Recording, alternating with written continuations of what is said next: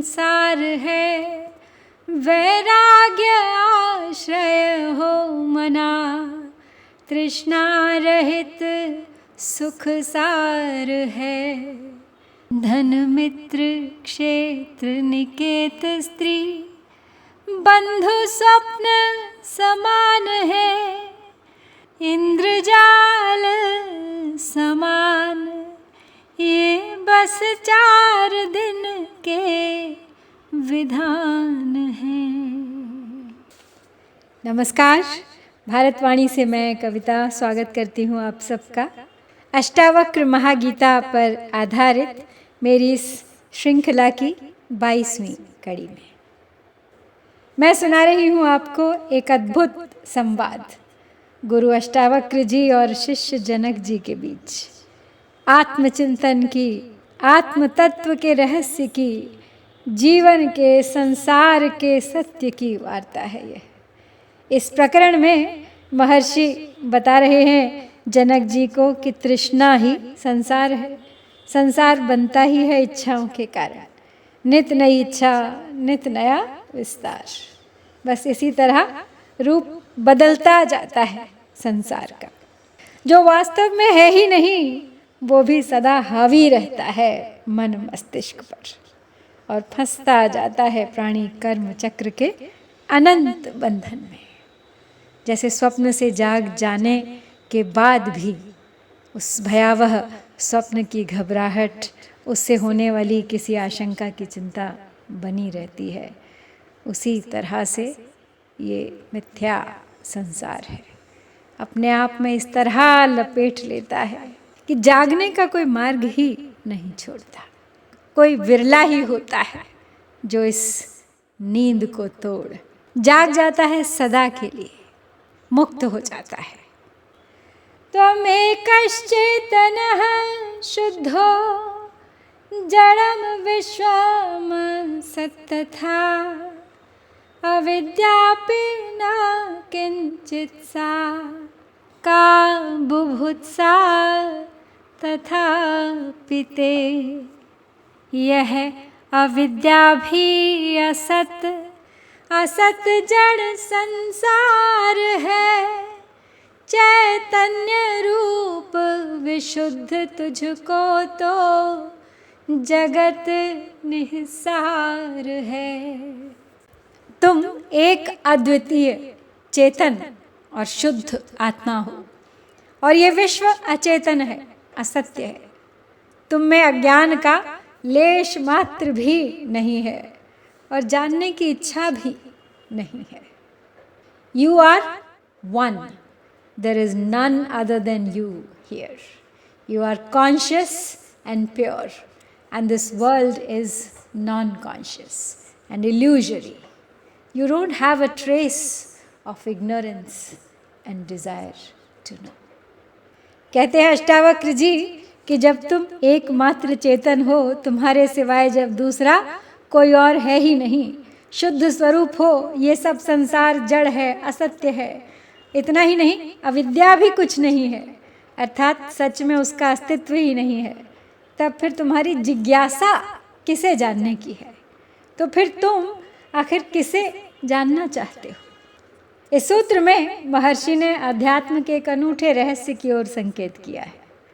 इससे पहले के प्रकरणों में आत्मा के स्वरूप का प्रतिपादन करते हुए ये बात स्पष्ट की है उन्होंने कि आत्मा ज्ञान रूप है और जीव पारमार्थिक रूप से ब्रह्म है और उस आत्मा और परमात्मा में कोई अंतर नहीं, इसलिए वह भी ज्ञान रूप ही है। इसी सिद्धांत को महर्षि अब यहाँ एक दूसरे तरीके से बता रहे हैं। कहते हैं कि तू चेतन रूप है, ज्ञान रूप है, तो तेरे लिए जानना क्या शेष है? तू तो स्वयं ज्ञान है। अज्ञान तो जड़ता का परिणाम है।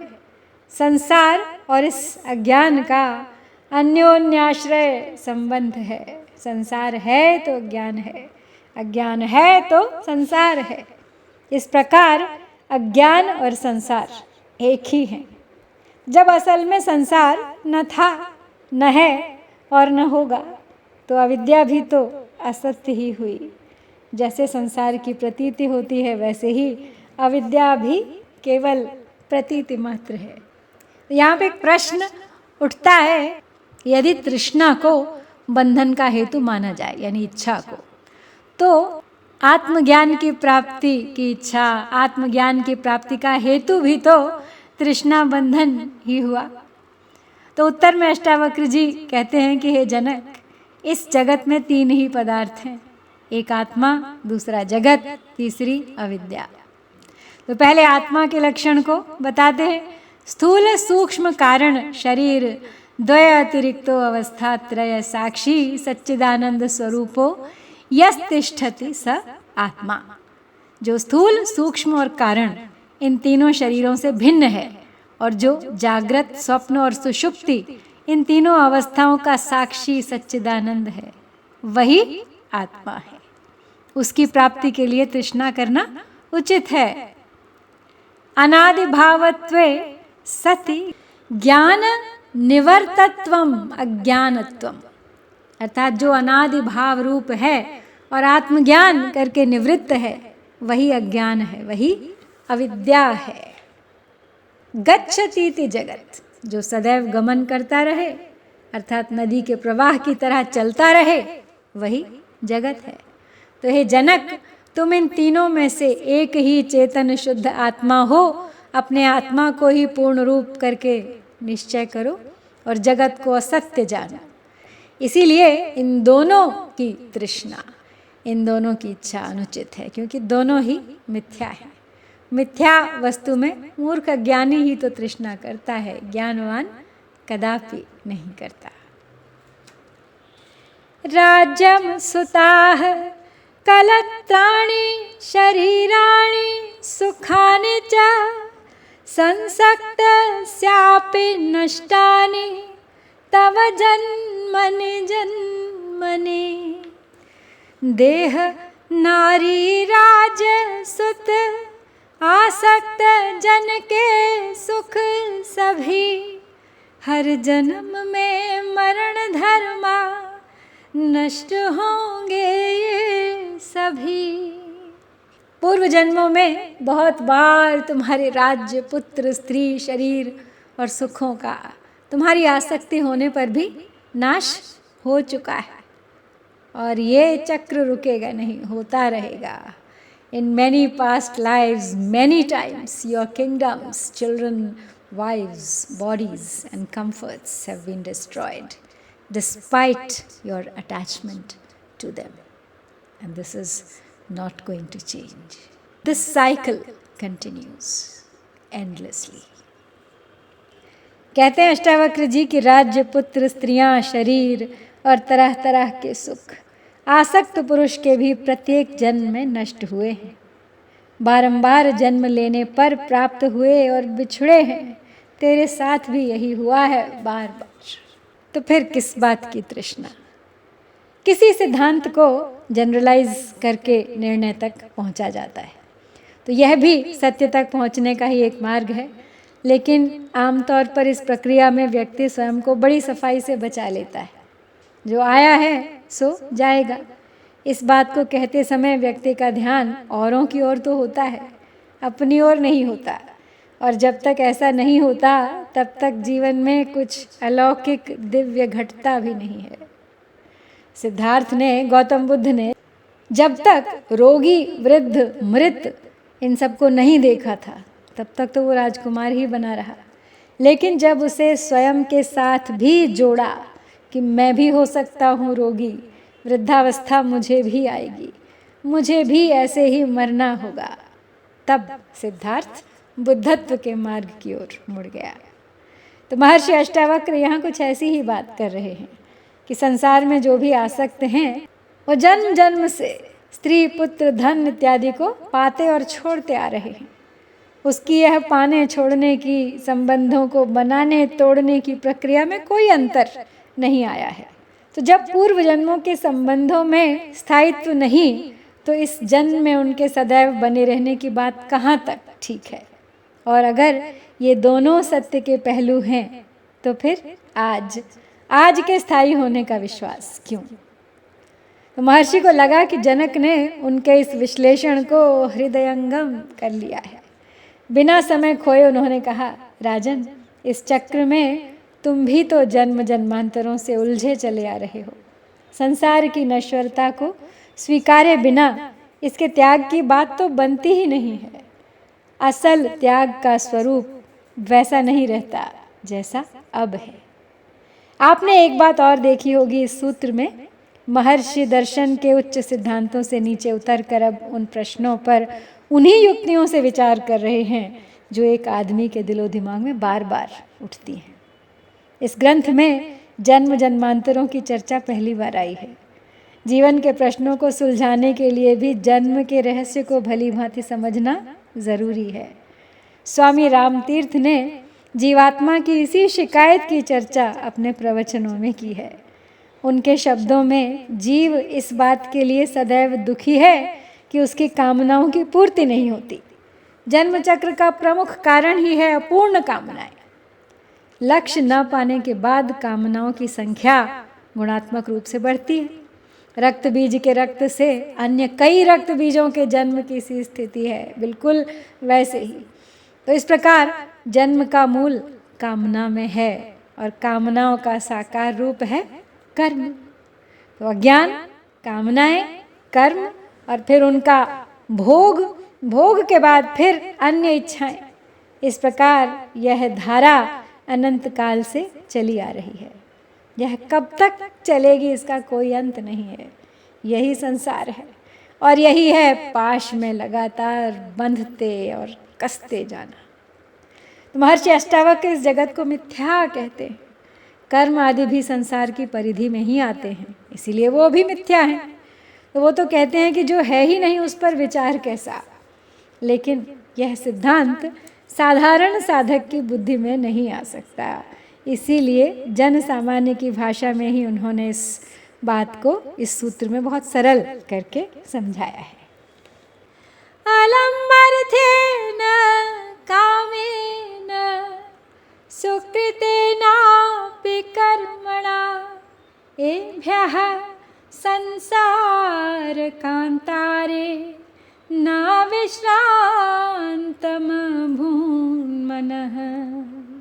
धर्म अर्थ और काम हित बहु कर्म तो कितने किए, जगत रूपी वन में तो भी शांति हित भटके हिए। पर्याप्त धन, इच्छाओं और शुभ कर्मों द्वारा भी इस संसार रूपी माया से मन को कभी शांति नहीं मिली है और इसकी अपेक्षा व्यर्थ है। Any amount of wealth, desires and good deeds will not result in peace from this world of illusion. कहते हैं अष्टावक्र जी कि अर्थ यानी धन से, कामनाओं से, शुभ कर्मों से बस अब बहुत हुआ, ऐसा अनुभव हो जाने पर भी भटकाव बना रहता है। संसार रूपी जंगल में मन शांत नहीं होता। नहीं, बस ऐसा सोचता हुआ व्यक्ति भी, निश्चय करता हुआ व्यक्ति भी थक के बैठता नहीं है, लगा ही रहता है किसी नए उद्यम में, किसी नए उपक्रम में। तो इस सूत्र में काम और अर्थ के साथ ही धर्म को महर्षि ने दुख का कारण बताया है। वे कहते हैं कि जन्म जन्मांतरों से इन 3 पुरुषार्थों का आचरण करके देख तो लिया, सुख मिला नहीं, तो फिर अब इनका परित्याग क्यों नहीं करते। काम और अर्थ की तरह धर्म का आचरण अर्थात सकाम भाव से शुभ कर्मों का आचरण करके भी भटकाव ही हाथ आएगा, शांति नहीं। जैसे अर्थ और काम संसार ही हैं, वैसे ही धर्म भी उससे अलग नहीं है, वो भी संसार ही है, उसे भी छोड़ना होगा। पृथ्वीं धनपूर्णां चेदिमां सागर मेखलां प्राप्नोति पुनरश्येष स्वर्गमिच्छति नित्यशः। यदि यह संपूर्ण पृथ्वी समुद्र पर्यंत धन हो जाए और फिर वो किसी को प्राप्त हो जाए तो भी वो नित्य स्वर्ग की इच्छा करता ही रहेगा। न पश्यति च जन्मान्धः कामान्धो नैव पश्यति, मदोन्मत्ता न पश्यन्ति ह्यार्थी दोषम न पश्यति। अर्थात जन्म के अंधों को, काम आतुर को और मदिरा से उन्मत्त होने वाले को धन के अर्थी को कुछ भी नहीं दिखाई देता। इसीलिए हे जनक, धन आदि की इच्छा का भी त्याग ही करना विवेकी के लिए उत्तम है, क्योंकि संसार रूपी वन में भ्रमण करते हुए पुरुष का मन धर्म, अर्थ और काम से व्याकुल होता हुआ कभी शांत नहीं होता। अब और नहीं बस कहता हुआ भी और करता जाता है। कृतं न कति जन्मानि कायेन मनसा गिरा, दुःख माया सदम कर्म तदद्याप्यो परम्यताम्। देह मन वाणी से श्रम दुख पूर्ण तूने किए, उपराम कर अब तो तनिक विश्रांति चित ही में किए। कितने जन्मों में शरीर मन और वाणी से दुख के कारण कर्मों को तुमने नहीं किया, अब उनसे उपरत यानी विरक्त हो जाओ, अब भी समय है, थम जाओ। In how many lives have you not taken pains in performing various activities with body, mind and speech? It's time now, be non-attached to them. Take control of your mind. कहते हैं अष्टावक्र जी कि शरीर मन और वाणी से कठोर परिश्रम द्वारा किए जाने वाला, थकाने वाला, दुख देने वाला कर्म क्या कितने ही जन्मों से तुम करते हुए नहीं आ रहे हो? तो फिर अब उससे उपराम क्यों नहीं होते, उससे मुंह क्यों नहीं मोड़ते? यानी मन वाणी और इंद्रियादिकों से तो जन्म जन्मांतरों से कर्म ही तो किया है, तो कर्म को करके क्या परिणाम निकला? थकान ही तो हाथ लगी, क्या शांति मिली? नहीं, मिलेगी भी नहीं। इसलिए इसके प्रति उपराम हो जाओ, निश्चय बिठा लो कि इससे शांति मिलने वाली नहीं है। महर्षि कर्मों को छोड़ने की बात नहीं करते यहाँ पे। ऐसा कहना जीवन के सत्य को झुठलाने का प्रयास करना है। कोई बिना कर्म किए इस संसार में नहीं रह सकता। अर्जुन ने यही प्रश्न तो किया था श्री कृष्ण से, और जवाब में श्री कृष्ण ने अपना ही उदाहरण दिया था। जिसे कुछ नहीं चाहिए वह भी निष्क्रिय नहीं रह सकता। क्रियाशीलता प्रकृति का सहज कार्य है। इसी बात को अष्टावक्र ने उपराम हो जाओ इस वाक्य से स्पष्ट किया है। इसका अर्थ है कि कर्म में प्रवृत्त न हो, ये तो सहज रूप से होते ही रहेंगे। कर्म तो शरीर के अस्तित्व के लिए अपेक्षित है और शरीर प्रकृति की सीमा में आता है। इसलिए प्रकृति को अपना कार्य करने दो, उसमें टांग अड़ाने से कोई लाभ नहीं होने वाला। जब ये कर्म हो तो मन में ऐसी प्रवृत्ति ना हो कि इनके होने से सुख या शांति मिलेगी। इस निश्चय को अपने चित्त में बैठा लो कि काम अर्थ या धर्म अर्थात किसी भी प्रकार के कर्म का सुख शांति से परोक्ष अपरोक्ष दूर दूर से किसी प्रकार का कोई संबंध नहीं है। इनसे तो केवल उपराम होना ही बुद्धिमत्ता है। इसीलिए हे जनक, अपने शरीर मन और इंद्रियों को परिश्रम देने वाले कर्मों को अब त्याग दो, इनसे उपराम हो जाओ। उपरामता के बिना जीवन मुक्ति का सुख तुम्हें प्राप्त नहीं हो सकता। इसके साथ ही यहाँ पर आज समाप्त होता है अष्टावक्र महागीता का 10वां प्रकरण। इति श्री अष्टावक्र गीतायां 10मं प्रकरणं समाप्तम। शीघ्र लौटूंगी अगले प्रकरण के साथ, प्रतीक्षा कीजिएगा। हरिओम तत्सत।